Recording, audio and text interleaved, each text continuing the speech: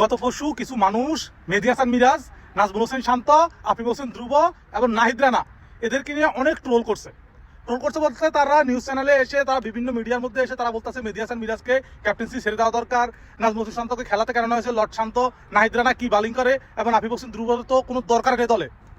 আজকে আফিফ হোসেন ধ্রুব জায়গায় সৌম্য সরকারকে নেওয়া হয়েছে, তাতে খারাপ খেলছে। আফিফ হোসেন ধ্রুব যতটুকু ভালো খেলে তাতে খারাপ খেলছে, এমনকি আফিফ হোসেন ধ্রুব হচ্ছে উপরে তাকে নামানো হয়েছে ব্যাটিংয়ে, সেকেন্ড রাউন্ডে তাকে নামানো হয়েছে, সেখানে তিনি 7 রান নিয়ে আউট হয়েছে। নাহিদ রানা 5 উইকেট নিয়েছে, নাজমুল হোসেন শান্ত, ওই লর্ড শান্ত আজকে 50 করে বাংলাদেশকে ম্যাচ দিয়েছে। মেহেদী হাসান মিরাজের তো ক্যাপ্টেন্সি অসাধারণ ছিল, নিউজিল্যান্ডকে 200 রান পর্যন্ত করতে দেয় নাই। তারপরেও বাংলাদেশ এটা স্বাভাবিক, কারণ বাংলাদেশের মানুষ একটু আবেগী বেশি ক্রিকেট নিয়ে। আর আজকে সেই মানুষগুলো তাদেরকে নিয়ে তারিফ করতেছে, তাদের জন্য ফুল মুখ দিয়ে ফুলের মালা বাইরে হইতেছে। আজকে আমি কিছু ভিডিও দেখলাম, সেখানে তারা সে বলতেছে না মেহেদী হাসান মিরাজ অনেক ভালো ক্যাপ্টেন্সি করতেছে এবং কার ভালো কিছু করবো, সেম আগের মতোই। তো আপনার কি মনে হয় বাংলাদেশ ক্রিকেট বোর্ডে যারা আছে তারা কি ভালো ডিসিশন নিতেছে, নাকি এসে যারা বসে বসে বাইরে থেকে কনফারেন্স করছে তারা ভালো ডিসিশন নিচ্ছে? কমেন্ট করে জানাবেন। ধন্যবাদ।